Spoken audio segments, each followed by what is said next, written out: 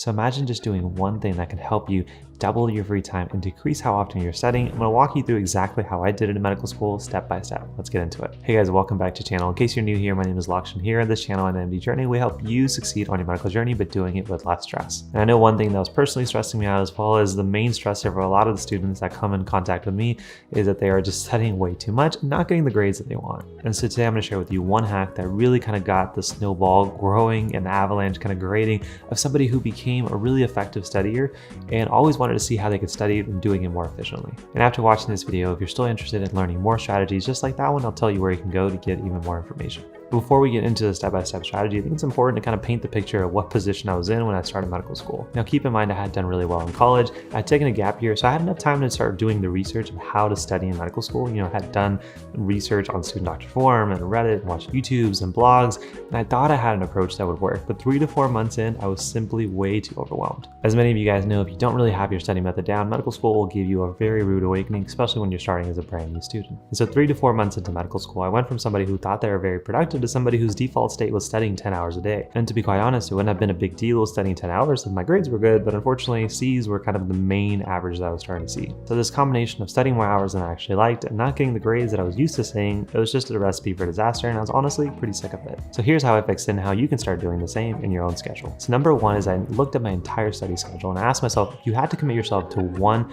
tactic, what would it be? Now this is hard for medical students, especially brand new ones, because there's a combination of a lot of resources they want to use. You may be studying for a variety of different classes, and you may be using a variety of different study techniques, whether that's practice questions, reading your notes, going to lecture, doing flashcards, doing group studying, and all of those bring you some sort of value, and you become overloaded because as soon as something starts to work, you can't really let go because you think that is going to be the difference between you making a B and making an A. We've all been there. But if you really want to be on the path of dramatically cutting the time that you're spending studying, look at your entire study schedule and commit to one tactic that you're going to use for the next week. And if you're not exactly sure what study strategy you would use, just kind of use a simple exercise of imagining if your professor said, no more lecture, here's a material, here's a text, here's some flashcards, here's some practice questions.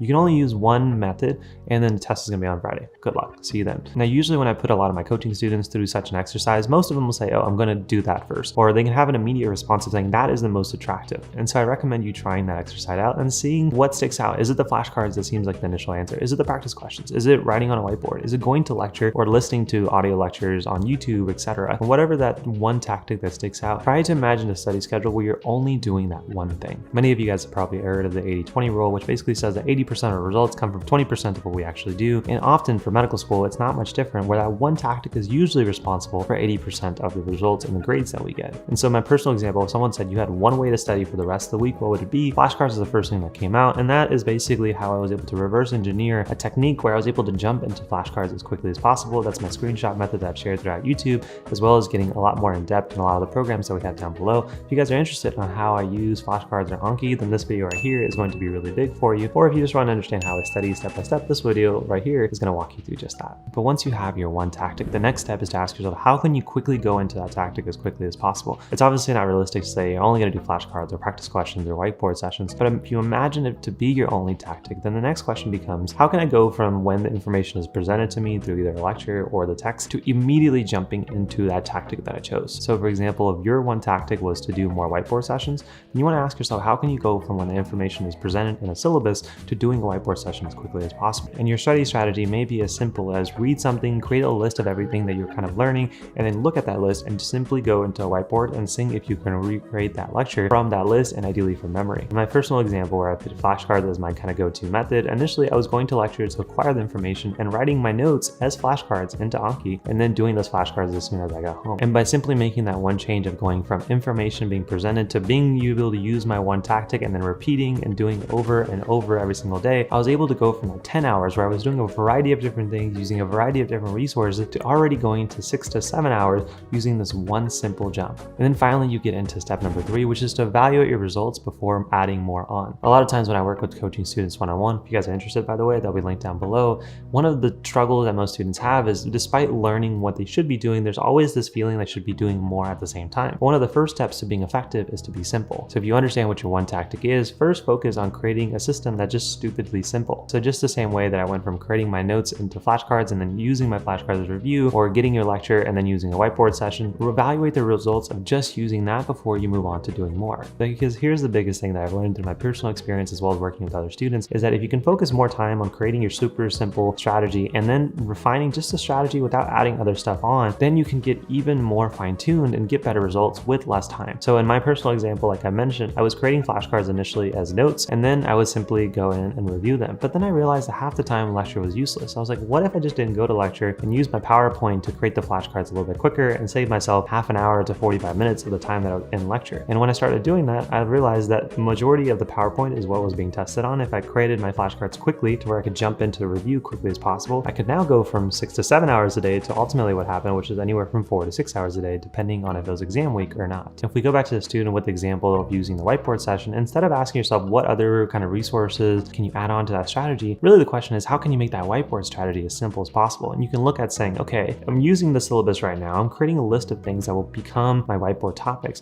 What if I can make that strategy even faster? And you may realize, syllabus honestly takes me a lot of time. What if I watched videos that taught me this information and created my list even quicker, because now I'm watching videos that are high yield, or I'm watching my lecture at 2x instead of trying to read this and it's taking me an hour. If you can make that process of saying, normally it took me 5 hours to do a whiteboard session, but now it's taking me 3.5 because I've cut this part off, you become more effective and you can evaluate your grades and results and saying, my grades really haven't suffered, or maybe they took a dip, I need to go back to doing this. But then you can really use that save time for the last step, which is to use your last bits of hours to either do your one tactic even more or start to add the next best thing to your study strategy. So all the extra time that you've now saved can then be used to doing the next strategy that you really wanted to include in your study strategy, but I just prohibited you to do so. So if you enjoyed, for example, of doing flashcards, but practice questions as well, now you can use that extra time to do those practice questions you always wish you had more time for. And this, my friends, is really how you create a super powerful study strategy that requires less time, less energy from your own, and gives you so much more free time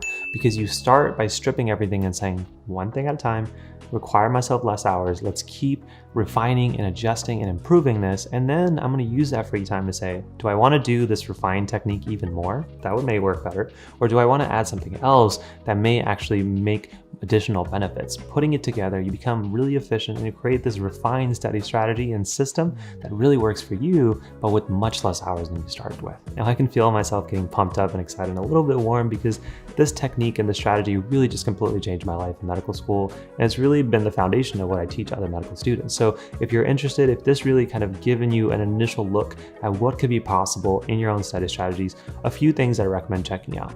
One, if you just want a quick win, you're like, I'm not really sure if all this is for me, but I really want to just try out one thing. The Rapid Study Accelerator is simply a program you can do like within one day and really get a bigger understanding, kind of a more step-by-step approach, just like this video, to really understand what you should be doing, what you shouldn't. But if you're really excited and you want a big overhaul of your study strategy and just doing it within a few weeks, Level Up Your Studying program has really changed the lives of a lot of students that have seen and come through the MD journey. I recommend you guys checking out some of the reviews just to see if it'll be for you. And the final option, if you want somebody to personally help you one-on-one, handhold you to a study strategy that's going to work, give you more free time, and ultimately takes that stress away, and you want to work with me one-on-one, then I do take applications for upcoming coaching students. I only work with a few students every single month, so if you're interested, you can apply down there. But most importantly, even if you're remotely interested, check out some of the reviews of students I've seen within just their first few calls to really see what kind of results you may be able to see in your own life.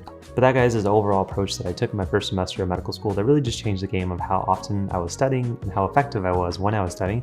Hopefully you guys enjoyed this video. If you did, just go ahead and hit that like button 3, 4, 5 more times. And doing so really helps support the channel, helps this video, but also gets this video in front of somebody who really may need to see it. So just take the half second to and if you haven't done so already, hit that subscribe button and notification bell to be aware of when new videos go out live.